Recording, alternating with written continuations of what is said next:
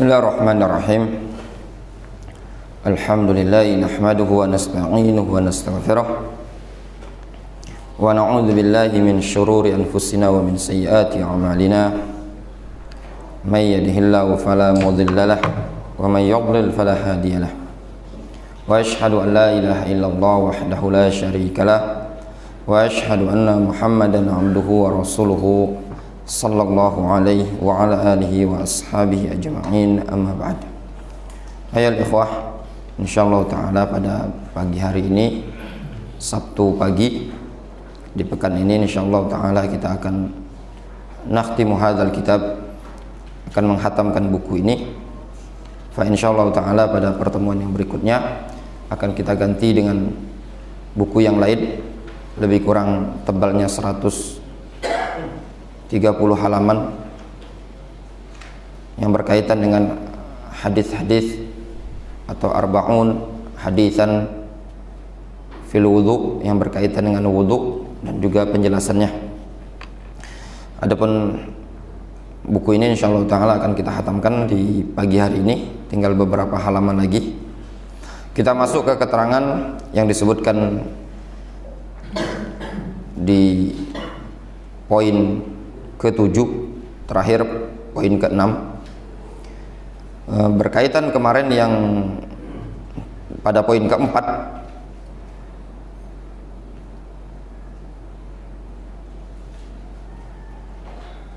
atau pada pembahasan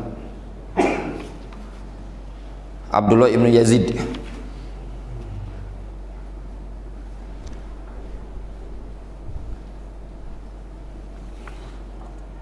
yang disebutkan seorang perawi yang bernama Abdullah ibn Yazid.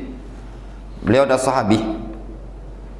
Di halaman 19 pada poin ketiga, ketika Al-Harith berwasiat lalu disolati oleh Abdullah ibn Yazid, kemudian Abdullah ibn Yazid menyolatinya. Beliau adalah sahabi Abdullah ibn Yazid Al-Khatmi.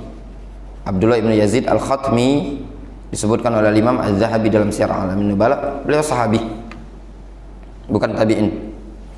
Kita masuk ke keterangan di halaman 21. Qala al-muallif rahimahullah hafizahullah ta'ala, as-sunnatu ayusadda lahdul qabri bil labin minat tin.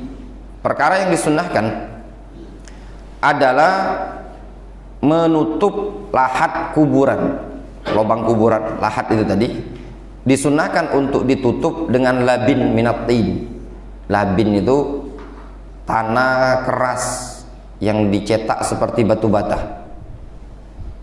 Kalau di Yaman tanah liat itu, tanah liat dijadikan batu bata, tapi kalau batu bata kita ini kan dipanggang. Di sana tidak dipanggang, dijemur saja. Namun campuran batu bata tanah liat ini tadi dicampur dengan jerami, rumput kering. Kalau ibarat coran itu kan ada ceker ayam dan yang lainnya tadi. Nah, itu jerami kering. Nah, tanah liat jerami kering ini tadilah itu yang ditempelkan ke penutup kuburan. Dan itulah yang dilakukan oleh Rasulullah SAW, dan itu yang sunnah.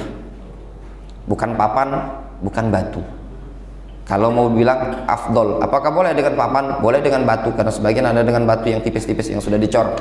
Juga tidak masalah. Namun kalau mau mencontoh perbuatan Rasulullah SAW adalah menggunakan labin itu tadi. Wa huwa afdal min ghairihi, dan menggunakan labin lebih afdal dibandingkan yang lain. Maksudnya yang lain tadi misalkan papan. Rata-rata kita di Palembang ini menggunakan papan ya. Faham kan yang dimaksud dengan penutup ini, Ahmad? Yang biasa untuk nutup liang lahat itu. Wa hadza qaulu jumhuril ulama minal Hanafiyyah wal Malikiyyah wasy-Syafi'iyyah. Ini adalah pendapat jumhur ulama dari kalangan Hanafiyah, Malikiyah, Syafi'iyah, was sahih min mazhabil Hanabilah, dan ini adalah pendapat yang sahih dari mazhab ulama mazhab Hanbali. Wa dhahaba ilaihi az-Zahiriyah, dan ini juga pendapat yang dipilih oleh pendapat mazhab Zahiriyah, Ibnu Hazm dan yang semisalnya.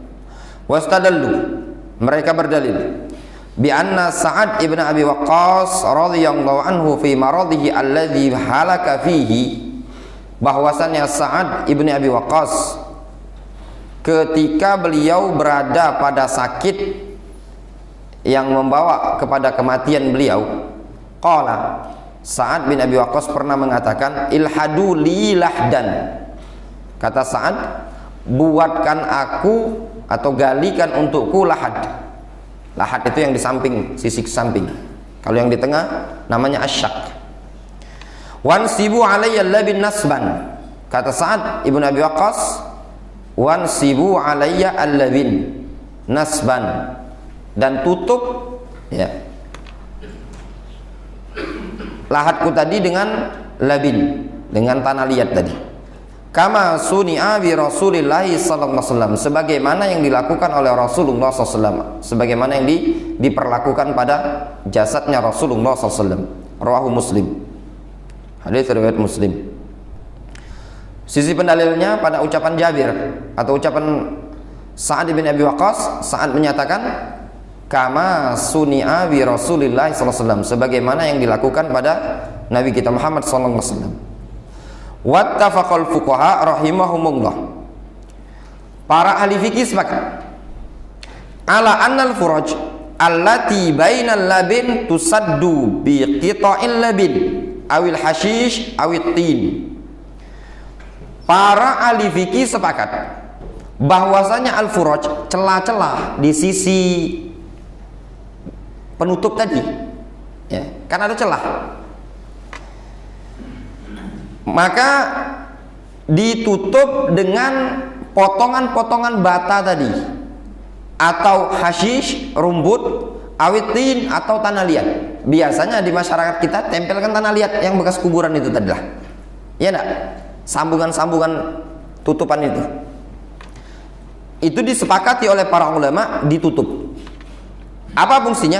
Li'alla yanzilu turab 'alal mayyit, supaya tanah ini tadi tidak jatuh mengenai si mayit ketika ditutup atau ditimbun dengan tanah. Difahami?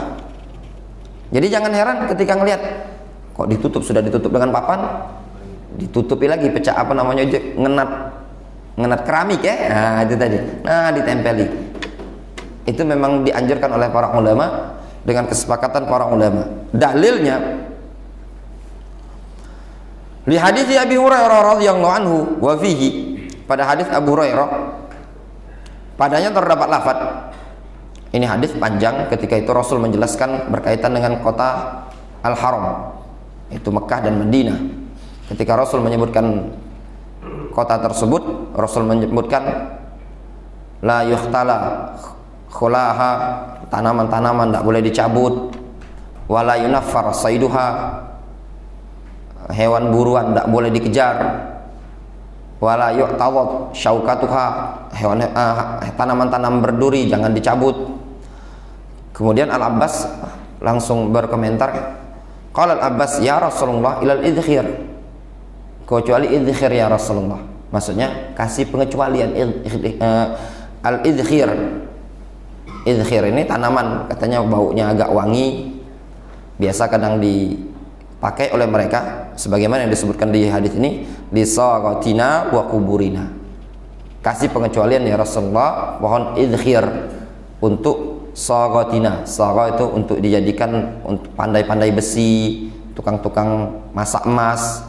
Nah, mereka ini biasanya gunakan untuk menyalakan api, itu biasa gunakan daun dari idkhir atau rumput yang dari idkhir ini tadi. Maksudnya kasih rukhsah untuk mereka dikarenakan mereka selalu menggunakannya untuk kebutuhan kehidupan sehari-hari. Wa kuburina, pada lafaz wa kuburina, dan untuk kuburan-kuburan kita. Maksud untuk kuburan tadi nah digunakan untuk menutupi kuburan. Faqala ilal idkhir, kecuali idkhir, kata Rasul, kecuali idkhir silakan mau digunakan tidak masalah.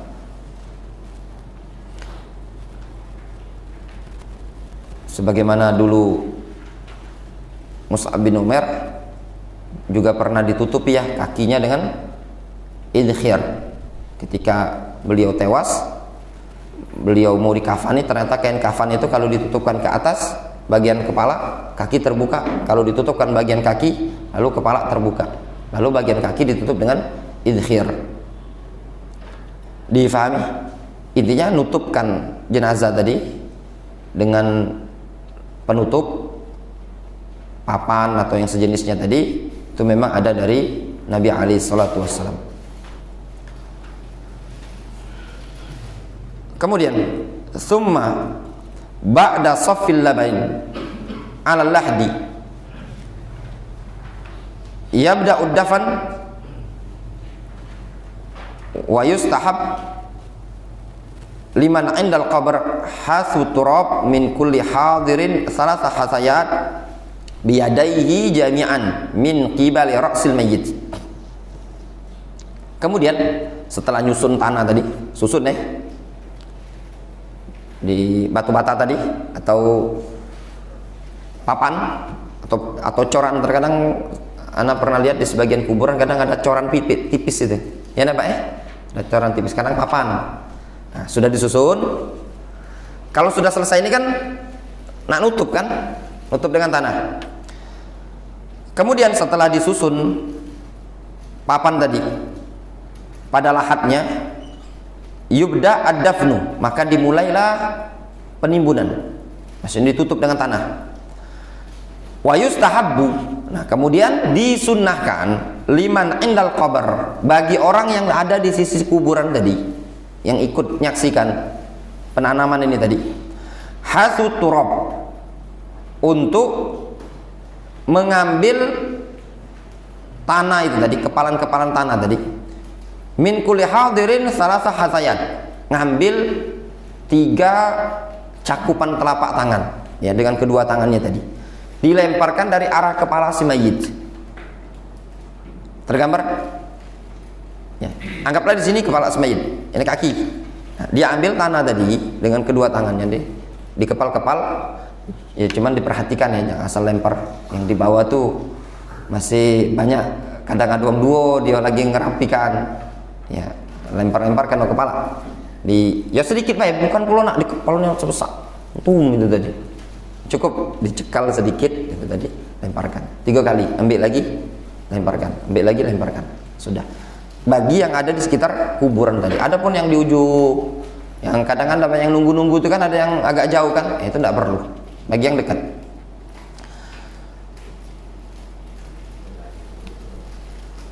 Lima fi dzalika minal musyarakah fi hadzal farad. Alasannya apa? Dikarenakan tindakan tersebut terdapat makna musyarakah, bersyarikat pada kewajiban ini tadi. Ini kan amalan soleh kan, menguburkan jenazah. Kita kan tidak ikut gali, tidak ikut nanamkan. Nah, ikut dapat pahalon nguburnya tadi minimal dengan ngelemparkan tanah-tanah kecil ini tadi. Difahami? 3 kali Pak Wa hadza bi ittifaqil mazahib al-fiqhiyah al-arba'ah. Ini kesepakatan mazahib al-fiqhiyah al-arba'ah, Hanafiyah wal Malikiyah wal Syafi'iyah wal Hanabilah. Itu disebutkan masing-masing referensi di bawah. Li hadits Abi Hurairah radhiyallahu anhu anna Rasulullah sallallahu alaihi wasallam shalla ala jinazatin. Abu Hurairah menceritakan bahwasannya Rasulullah SAW pernah sholat jenazah. Jim kalau di kasroh, jinazah maknanya an-naqsyu, keranda. Kalau jimnya di fathah, janazah, mayitnya tadi. Summa ata qabril mayyit. Kemudian Rasul mendatangi kuburan si mayit tersebut. Fahasa alaihi min qibali ra'si salatan. Ya, kemudian Rasul melemparkan pada kuburan tersebut dari arah kepala sebanyak 3 kali, kepalan-kepalan tanah tadi. Ya tidak mesti banyak ya, cukup diambil sedikit lempar, ambil sedikit lempar, ambil sedikit lempar, 3 kali. Dan ini ya cukup yang ada di sekitar situ ya, tidak perlu yang jauh-jauh, dikarenakan kadang masyakko, kadang apa namanya, kuburan kita di Palembang ini banyak yang rapat ya, daripada dia jalan sengaja untuk ngelempar tapi harus nginjak kuburan atau berdesak-desakan, itu tidak perlu. Hadis riwayat Ibnu Majah dengan sanad yang sahih. Tanbih. La yuqalu indal hasiyatil ula minha khalaqnakum wa fis tsaniyah wa fiha nu'idukum wa fis tsalitsah wa minha nukhrijukum taratan ukhra. Tidak perlu melafadzkan ketika lemparan pertama tadi dengan ayat minha khalaqnakum. Jadi tidak usah lemparan pertama baca ayat minha khalaqnakum. Ayat kedua wa fiha nu'idukum. Lemparan ketiga wa minha nukhrijukum taratan ukhra. Ini tidak perlu. Jangan nambah-nambahi, cukup dilempar tanpa ada bacaan tertentu. Kemudian, jelas ya? Kemudian, namun kalau seandainya ini tadi susah dalam artian desak-desakan, tidak memungkinkan, ya sudah. Meninggalkan perkara yang sunnah, ya, demi kemaslahatan atau dikhawatirkan memadaratkan diri kita karena padat rame, maka lebih baik, tidak masalah. Yang kesembilan, yurfa'ul qabru 'alal ardi shibran. Kuburan itu ditinggikan dari tanah, dari ratanya tanah seukuran satu jengkal. Shibr itu satu jengkal. Liyu'raf annahu qabrun, supaya diketahui kalau ini kuburan. Wa yuhtaram, supaya dihormati kuburan tadi, tidak diinjak-injak. Wa yuson, dan dijaga. Wa la yuhan, dan supaya tidak dihinakan. Jadi ditinggikan boleh. Wa yatarahhamu 'ala sahibihi, dan perlu seseorang mendoakan rahmat kepada orang yang sudah mati, penghuni kuburan tadi. Yad'u lahu man zarahu min qarabatihi wa muhibbihi. Orang-orang yang mengunjungi kuburan ini tadi dari kalangan kerabat dia atau orang-orang yang cinta dengan dia, wa yad'u lahu, mendoakan kebaikan untuk dia. Wa hadhi sunnatun mustahabbatun bittifaqil madzahib al-fiqhiyah al-arba'ah. Ini perkara yang disunnahkan dengan kesepakatan 4 ulama mazhab, dari mazhab Hanafiyah, Malikiyah, Syafi'iyah, dan Hanabilah. Di hadis Jabir radhiyallahu anhu anna Nabiyya sallallahu alaihi wasallam ulhida lahu lahdan. Berdasarkan hadis Jabir bahwasannya Nabi sallallahu alaihi wasallam pernah dibuatkan lahad, ya, kuburannya. Wa nusiba alaihi labin nasban, dan ditutup dengan bata atau tanah liat tadi.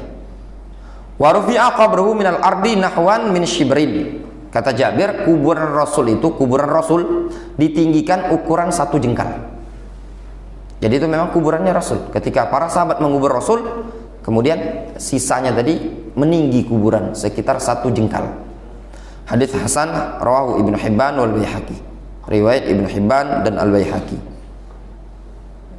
Jelas baik? Jadi ini tanah rata, tinggi satu jengkal seperti ini. Udah lumayan tinggi. Itu kan sisa tanah galian tadi kan. Itu kan masalahnya kan diisi mayit kan. Ketika diisi mayit pastikan yang ukuran kadar untuk si mayit tadi kan berlebih. Kemudian yang ke-10, tasnimul qabri afdalu min tastihihi. Tasnim, menjadikan kuburan, kalau gini itu apa namanya? Tastih itu gini lah, rata. Ya, itu tanah, itu tadi tanah. Kadang kan ada yang sebagian kuburan tuh diratakan, apalagi kalau langsung dires kan. Nah, jadi rata gini kan. Nah, ini tasnim itu yang pecah gunung. Nah, itu namanya tasnim bahasa Arab. Apa bahasa Indonesia? Polisi tidur lah, itu tadi. Menjadikan tanah kuburan tadi berposisi bagaikan posisi tidur tadi, ya. Ada kemiringan, bukan rata seperti coran bangunan. Nah, itu kalau seperti rata seperti coran bangunan itu namanya tastih. Ya. Nah, kalau dimiringkan namanya tasnim. Tasnimul qabri afdalu min tastihihi. Menjadikan kuburan tadi ada kemiringan, sisa gundukan tadi, gundukannya miring kan seperti gunung. Wa huwa madhhabul jumhur. Itu pendapatnya jumhur, bahwasanya menjadikan kuburan ada kemiringan tumpukan tadi itu jauh lebih afdal dibandingkan diratakan, dipetakan. Itu pendapatnya jumhur ulama Hanafiyah, Malikiyah wal Hanabilah, wa wajhun 'inda Syafi'iyah, dan salah satu pendapat dari ulama Syafi'iyah. Wastadallu bima thabata fi sahih al-Bukhari. Mereka berdalil dengan hadis yang riwayat Imam Bukhari an Sufyan At-Tammar wa huwa min kibari atba'it tabi'in. Dari Sufyan At-Tammar, dan dia termasuk senior dari para atba'ut tabi'in. Waqad lahiqa asra sahabah. Dulu beliau telah berjumpa dengan masa sahabat, berjumpa dengan sekelompok dari kalangan para sahabat. Intinya masih ketemu sahabat. Annahu ra'a qabran Nabi sallallahu alaihi wasallam musannaman. Bahwasannya beliau pernah melihat kuburan Nabi sallallahu alaihi wasallam dalam posisi musannaman. Tadi musannam tadi dari zaman Rasul sampai ke zaman atba'ut tabi'in, Sufyan At-Tammar, zaman sahabat, kemudian dilanjutkan zaman tabi'in, kemudian atba'ut tabi'in. Tapi beliau ini masih ketemu dengan zaman beberapa orang sahabat. Berarti tabi'innya tabi'in sighar tapi kibar atba'ut tabi'in, ya. Lumayan ya, puluhan tahun. Wallahu alam sebabnya kenapa, mungkin ketika ada yang ziarah, setiap kali ada yang ziarah mungkin ke kuburan Rasul selalu dirapikan, mungkin dijadikan kuburannya musannaman tadi. Dalam artian kalau difahami dari sini ya, secara zahirnya seandainya kita ziarah kubur, ke kuburan orang tua, sanak famili, ya seandainya tanah kuburan tadi ingin dijadikan seperti polisi teduk ini tadi, itu tidak masalah, ya enggak? Mungkin tanahnya tadi kan sudah ngerato kan, nah, jadi kita bersih-bersih, kemudian kita tumpukan lagi tanah tadi, itu tidak masalah. Kenapa? Di sini si Sufyan At-Tammar melihati kuburan Rasul masih utuh musannaman, dalam keadaan sudah berjalan puluhan tahun. Secara zahir memungkinkan sahabat ketika datang memposisikannya seperti semula, dikarenakan mereka memahami hal yang demikian itu merupakan sunnah, dan juga supaya tahu kalau ini kuburan. Kalau tidak tahu kan keinjak memungkinkan. Wali anna tasdih yushbihu abniyata ahli dunia, dikarenakan tasdih kuburannya diratakan, bukan agak dimiringkan, mirip atau menyerupai bangunan penduduk dunia. Bangunan kita ini kan rata-rata kan, oh iya beda Arab sama Indonesia, Palembang ya. Kalau kita kan bangunan gini, ada atap, kita kan ada atap curah hujan seperti ini. Di Arab tuh katik kotak galuh. Mereka tuh yang memang kalau hujan dicari masalahnya. Jadi kalau kita kan memang hujan terlalu sering kan, jadi atapnya seperti ini. Mereka kan bangunannya kotak kan seperti ruku itu. Wasara syi'aran li ahli bidah kama fil Mughni, dan juga sudah menjadi syiar ahli bid'ah sebagaimana disebutkan dalam kitab Al-Mughni.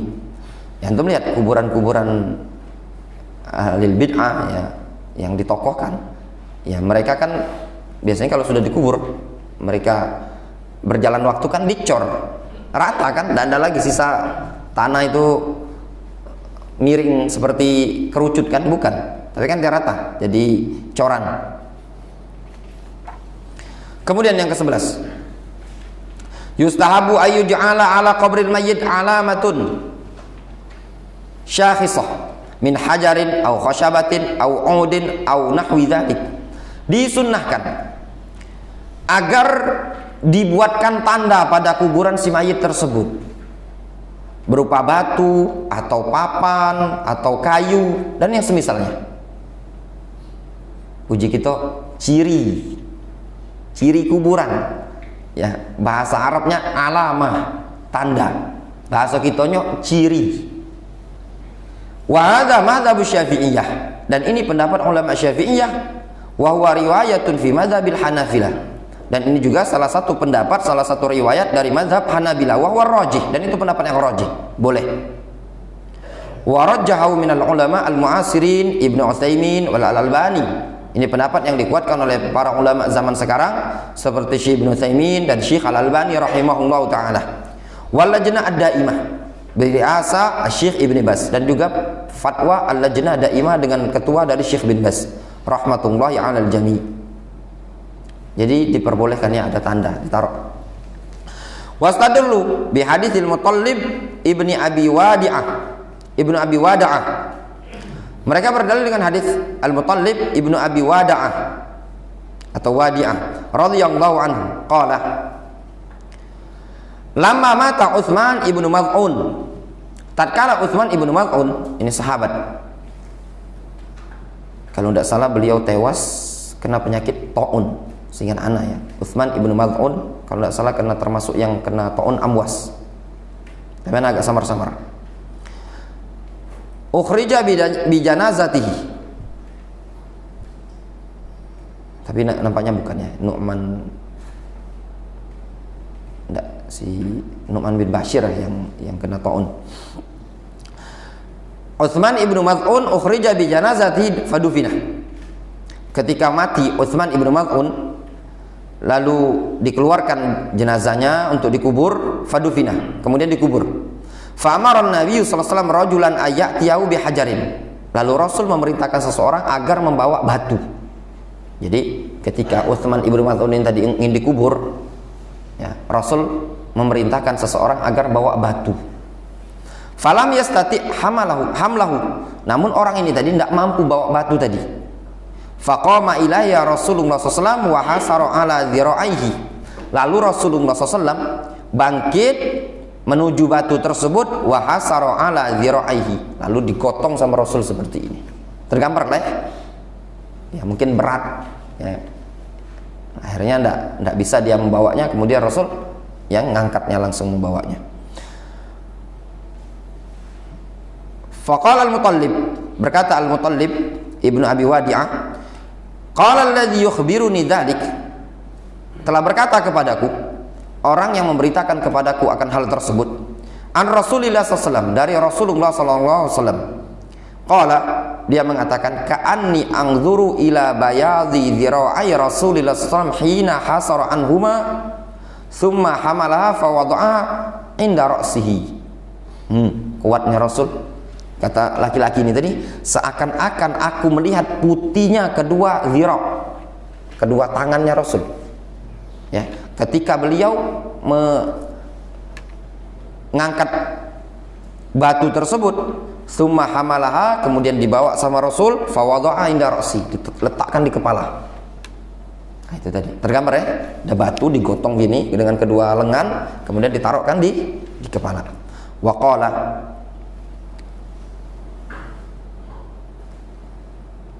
ata'allamu biha qabra akhi, kata Al-Mutallib Ibnu Abi Wadi'ah, ata'allamu biha qabra akhi, dengan batu tadi juga aku menandai kuburan saudaraku. Wa adfinu ilaihi man mata min ahli ya, dan aku mengubur ya, dengan batu itu tadi, ke batu tersebut orang-orang yang meninggal dari kalangan keluargaku. Atau adfinu ilahi man mata min ahli, aku mengubur ke tempat tersebut orang-orang yang meninggal dari kalangan kerabat atau keluarga, ke tempat kuburan si Utsman ibnu Maz'un ini tadi. Wallahu alam, kalau secara zahir ini di kuburan di Madinah cuma ada satu kuburan ya, kuburan Baqi, Gharqad, itulah untuk yang normal para sahabat dikuburkan. Kemudian poin yang berikutnya, jelasnya boleh, yang tidak boleh itu dicor di pedapuran. Kalau cuma dibelikan ciri siko sudah tidak masalah, tanpa ditulis namu. Para ulama juga, Imam As-San'ani dalam kitab Syarhus Sudur li Raf'il Qubur, As-San'ani menyatakan tidak diperbolehkan, hukumnya haram menulisi kuburan. Cukup ada tanda. Yustahabud du'a wal istighfaru lil mayyit indal faqar min dafnihi.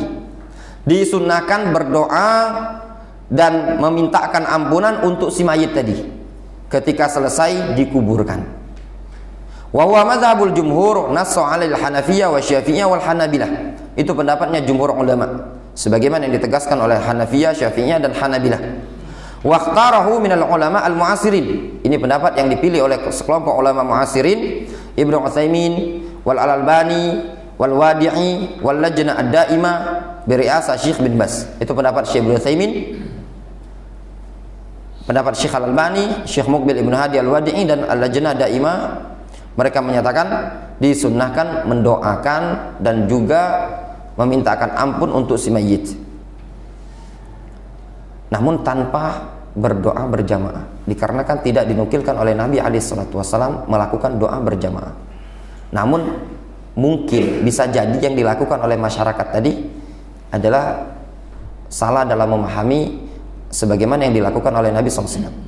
Dalilnya bolehnya mendoakan si mayit tidak langsung balik, doakan sambil berdiri di sisi kuburan tadi, doa masing-masing dengan mengatakan Allahumma gfir lahu, Allahumma rahamhu, Allahumma tsabbithu. Wastadallu bi hadithi Utsman ibn Affan radhiyallahu anhu qala. Mereka berdalil para ulama dengan hadis Utsman ibn Affan radhiyallahu anhu qala kana an-nabiyyu sallallahu alaihi wasallam idza faragha min dafnil mayyit waqafa alaihi. Kata Utsman, dulu Nabi sallallahu alaihi wasallam kalau selesai mengubur jenazah, beliau berdiri dulu di samping kuburan. Tak langsung balik, bukan selesai balik, bukan. Beliau berdiri dulu. Apalagi bahasanya Utsman ibn Affan di sini kana Nabiyyu sallallahu alaihi wasallam. Kata Syekh Abdullah Al-Bassam dalam Taisir Al-Alam, lafaz kana ini memberikan faedah istimrarun Nabi sallallahu alaihi wasallam ala al-fi'l. Senantiasanya Nabi sallallahu alaihi wasallam melakukan perbuatan tersebut. Berarti memungkinkan ini setiap kali beliau menguburkan jenazah, beliau berdiri di samping kuburan, faqal, beliau mengatakan istaghfiru li akhikum, mintakan ampun untuk saudara kalian ini tadi. Wasalu lahu bitasbit, dan mintakan kepada Allah untuk dia ini tadi agar bisa kokoh, mantep jawabannya, bisa menjawab pertanyaan malaikat. Fa innahul ana yus'alu, sesungguhnya dia sekarang ini sedang ditanya oleh kedua malaikat. Hadis sahih riwayat Abu Daud wal Bazzar dan juga Al-Hakim. Tanbih, kata Syekh Muhammad Ba Musa, tanbih, la yakunu hadzal du'a jama'iyan. Doa ini bukan dengan cara berjamaah. Ya, cukup dewek-dewek. Ya, dengan doa yang dimampui dia. Dengan doa untuk bahasa Indonesia tidak masalah. Mengangkat tangan juga tidak masalah. Disebutkan di bawah ini. Al-afdal istiqbalul qiblah wa raf'ul yadain fid du'a lil mayyit. Yang afdal ngadap ke arah kiblat, mengangkat kedua tangan ketika mendoakan si mayit. Anggaplah kiblat, kiblat itu kan di kuburan, dia tegak di sini, dia mendoakan seperti ini, tidak masalah. Kalaupun seandainya dia di sini, tegaknya di sini, ini kuburan, tegaknya di sini juga tidak masalah. Tidak mesti harus dipas di depan kuburan tadi. Dalam artian ini kuburan, dia di sini, tidak mesti. Misalkan kuburan di sini, karena mungkin dia sudah diambil sisi, kan ini kan kuburan kan, ketika penanaman dia sudah ada di sini, jadi di sini dia langsung hadap ke arah kiblat juga tidak masalah. Faqad naqala an-Nawawi an Abil Hasan Az-Za'farani wa huwa minal fuqaha al-muhaqqiqin. Al-Imam An-Nawawi telah menukilkan dari Abul Hasan Az-Za'farani, beliau termasuk dari kalangan ahli fikih yang muhaqqiqin. Qauluhu faman qasada salam ala mayyitin sallama alaihi min qibali wajhihi. Pernyataan penulis nampaknya Syirazi, barang siapa yang menginginkan untuk mengucapkan salam kepada si mayit, ingin mengucapkan salam kepada si mayit, maka dia mengucapkan salam dari arah kepala. Wa idza arada du'a, kalau dia ingin berdoa, tahawwala an maudhi'ihi, maka dia merubah posisi. Wastaqbala al-qiblah, dia menghadap ke arah kiblat. Walidzalika naqala Syekhul Islam Ibnu Taimiyah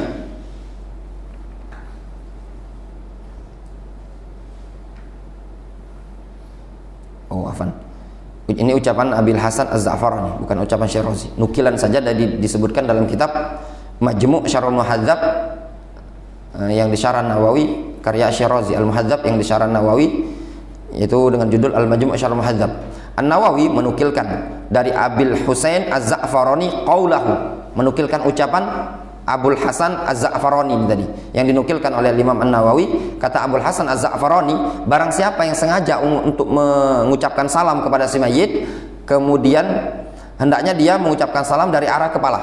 Lalu wa idza arada du'a, kalau dia ingin berdoa, tahawwala an maudhi'ihi, dia ubah posisinya tadi, wastaqbalal qiblah, dia menghadap ke arah kiblat. Walidzalika naqala Syekhul Islam Ibnu Taimiyah an Ahmad wa ashabi Malik. Oleh karena itu Syekhul Islam Ibnu Taimiyah dan Syekhul Islam Ibnu Taimiyah menukilkan dari Al-Imam Ahmad dan juga ashabu Malik, para pengikut Imam Malik. Jadi Ibnu Taimiyah menukilkan dari Imam Ahmad, dari ulama-ulama pengikut Imam Malik, an-zair di qabrin Nabi sallallahu alaihi wasallam, bahwasannya orang yang ziarah ke kuburan Nabi sallallahu alaihi wasallam, idza arada du'a, kalau ingin berdoa, fa innahu yastaqbilul qiblah wala yastaqbilul qabrah, maka dia menghadap ke arah kiblat, bukan menghadap ke arah kuburan. Kalau pengen doa ke Rasul menghadap ke arah kuburan salah, tapi menghadap ke arah kiblat. Qala Syekh, berkata Syekh, ini dinukilkan dalam Iqtida' Shiratal Mustaqim. Wallahu alam siapa yang dimasukkan Syekh oleh Syekhul Islam Ibnu Taimiyah ini tadi. Perlu dicek dalam kitab Iqtida' Shiratal Mustaqim. Wala'alla hadza alladzi dzakarahu al-imma akhadhu min karahati shalah ila al-qabr. Mungkin barangkali yang dinyatakan atau diambil pendapat oleh para ulama seperti ini yang menyatakan tidak menghadap kuburan kalau mendoakan, mereka mengambilnya dari sisi pendalilannya berupa tidak dibolehkannya sholat menghadap kuburan. Sholat menghadap kuburan tidak boleh. Nah, mungkin mereka berdalil dari situ, berdoa juga menghadap kuburan tidak diperbolehkan dikarenakan sholat secara bahasa maknanya apa? Doa. Wa qala aidan, juga Ibnu Taimiyah menyatakan, wa hadza aslun mustamirrun, ini adalah asal yang senantiasa berlanjut. Fa innahu la yustahabbu lid-da'i ayyastaqbila illa ma yustahabba ayyusalli ilaihi, dikarenakan tidak disunahkan bagi orang yang berdoa untuk menghadap, melainkan sesuai dengan apa yang disunahkan bagi orang yang sholat untuk menghadapnya. Orang yang sholat disunahkan menghadap kemana? Ke arah kiblat. Bahkan perkaranya hukumnya wajib kan, sholat menghadap kiblat. Nah, begitu juga orang yang berdoa, kata Syekhul Islam Ibnu Taimiyah. Wa qala Syekh Al-Albani rahimahullahu taala, berkata Syekh Al-Albani rahimahullahu taala, wa yajuzu raf'ul yad fi du'a lahuma, boleh mengangkat kedua tangan ketika mendoakan orang yang sudah meninggal tersebut. Li hadits Aisyah radhiyallahu anha qalat, Aisyah mengatakan, kharaja Rasulullah SAW zata lailatin, Rasul pernah keluar pada suatu malam, fa arsaltu barirah fi atharihi litangzura aina dhahaba. Kata Aisyah, Rasul pernah keluar suatu malam, ini Rasul keluar menuju kuburan Baqi.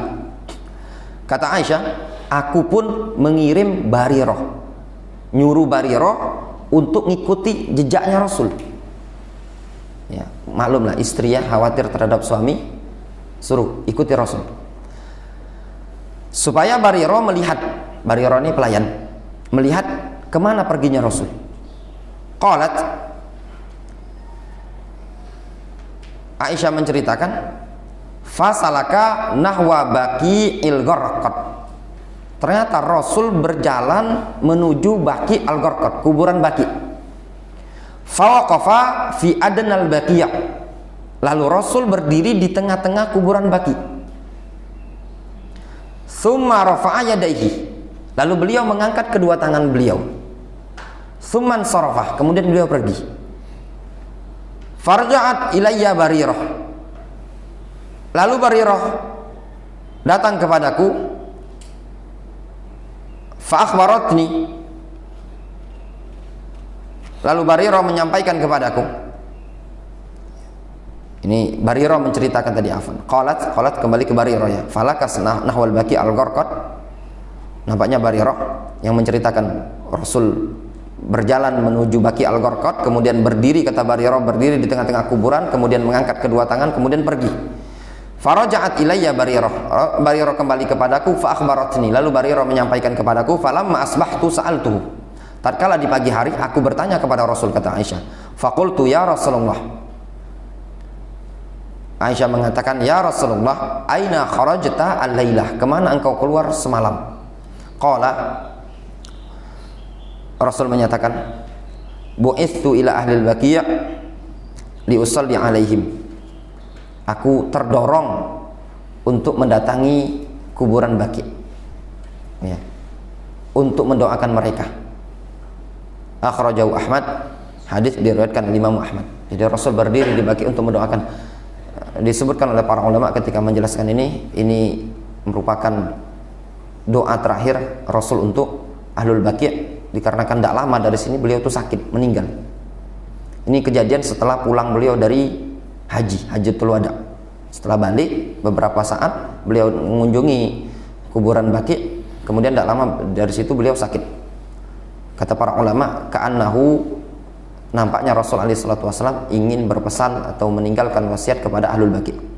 Walakinnahu la yastaqbilul al-qubur hina du'a laha. Akan tetapi orang yang ingin mendoakan si mayit tidak perlu ngadap ke arah kuburan ketika mendoakan si mayit. Jadi bukan ngadap ke kuburan, balil Ka'bah, namun ngadap ke arah Ka'bah. Linahi sallallahu alaihi wasallam anis salat ilal kubur kama sayati. Dikarenakan ada larangan Nabi sallallahu alaihi wasallam salat ke arah kuburan. Rasul mengatakan la tusallu ilal kubur. Jangan kalian salat ngarah kuburan. Ya. Sehingga difahami oleh para ulama, kalau tidak boleh ngarah ke arah kuburan, berarti berdoa juga tidak boleh, gitu loh. Wa doa mukhus salah. Doa adalah mukhus salah, inti dari salat. Wa lubbuha, ya, saripatinya, intinya. Kama huwa ma'rufun, sebagaimana perkara yang sudah ma'ruf, falau hukmuhu, maka hukum doa sama seperti hukum salat. Wa qad qalat sallallahu alaihi wasallam ad-du'a wal ibadah. Sungguh Nabi sallallahu alaihi wasallam menyatakan doa adalah ibadah. Jadi kalau pengen berdoa, mendoakan si mayit, ngadapnya ke arah kiblat. Mungkin gimana kalau seandainya ini kuburan, kalau kuburan bapak kita di sini, ya, misalnya sudah ini kuburan, kita loncat ke sini, ya, berarti kuburan bapak di belakang, di depanlah kuburan lagi. Ya, jawabannya yang seperti itu tidak dilarang. Kenapa? Dikarenakan Rasulullah SAW ketika di kuburan Baqi' Gharqad, beliau masuk ke tengah-tengah kuburan, memungkinkan di situ banyak kuburan kan, di hadapan Rasul ada kuburan yang namanya di tengah-tengah kuburan. Namun yang diinginkan beliau adalah menghadap ke arah kiblat, bukan menghadap ke arah kuburan ini tadi. Summa qara'ah, kemudian Rasul membaca ayat wa qala rabbukum ud'uni astajib lakum. Allah Subhanahu wa taala berfirman, berdoalah kalian kepadaku, aku akan kabulkan. Hadis riwayat Abdullah bin Mubarak dalam Az-Zuhud dan Al-Imam Al-Bukhari dalam Al-Adab Al-Mufrad. Terakhir, fa idza kana du'a min a'dhamil ibadah, kalau doa adalah ibadah yang paling agung, fa kaifa yatawajjahu bihi ila ghairil qiblah allati umira bi istiqbaliha fi shalah. Kalau doa adalah ibadah yang sangat agung, maka tidak mungkin, ya, seseorang itu tadi menghadapkan diri ke arah selain kiblat, yang dia diperintahkan malah untuk menghadap kiblat ketika sholat. Doa kan adalah ibadah yang agung, kenapa dia menghadap ke arah selain kiblat? Walihadza kana minal muqarrar indal ulama al-muhaqqiqin annahu la yustaqbalu fid du'a illa ma yustaqbalu fis shalah. Oleh karena itulah merupakan perkara yang sudah baku di kalangan para ulama muhakkikin bahwasannya tidak diperbolehkan dalam bentuk doa, dalam hal doa menghadap ke arah, melainkan sesuatu yang diperbolehkan menghadap ketika sholat. Ketika sholat, di mana kita diperbolehkan menghadap? Diperbolehkan menghadap ke arah kiblat. Maka begitu juga ketika berdoa, kata para ulama. Sehingga kalau ada orang sengaja ingin mendoakan si mayit dengan menghadapi kuburan dan membelakangi kiblat, yang demikian ini tadi menyelisih sunnah Nabi alaihi salatu wassalam. Wallahu ta'ala a'lam bishawab. Selesai dari pembahasan buku Al-Khulasa As-Sahihah fi Ahkamil Janaiz. Mudah-mudahan bermanfaat bagi kita semua. Ini buku tipis, cuma 26 halaman isi dari buku ini tadi. Fa insyaallah ta'ala pada pertemuan berikutnya akan kita ganti pada buku yang lain, judulnya Sifat Wudu, Syarah Sifat Wudu, yang isinya sekitar 40 hadis dan disyarah. Nanti insya Allah mungkin kawan-kawan kalau ingin fotokopi atau ngeprint ada PDF-nya, silakan ditanyakan sama Firhan. Wallahu ta'ala a'lam bishawab. Naktafi bihadzal qadar wa sallallahu ala nabiyyina Muhammadin wa ala alihi washabihi ajmain wa akhiru da'wana alhamdulillahi rabbil alamin.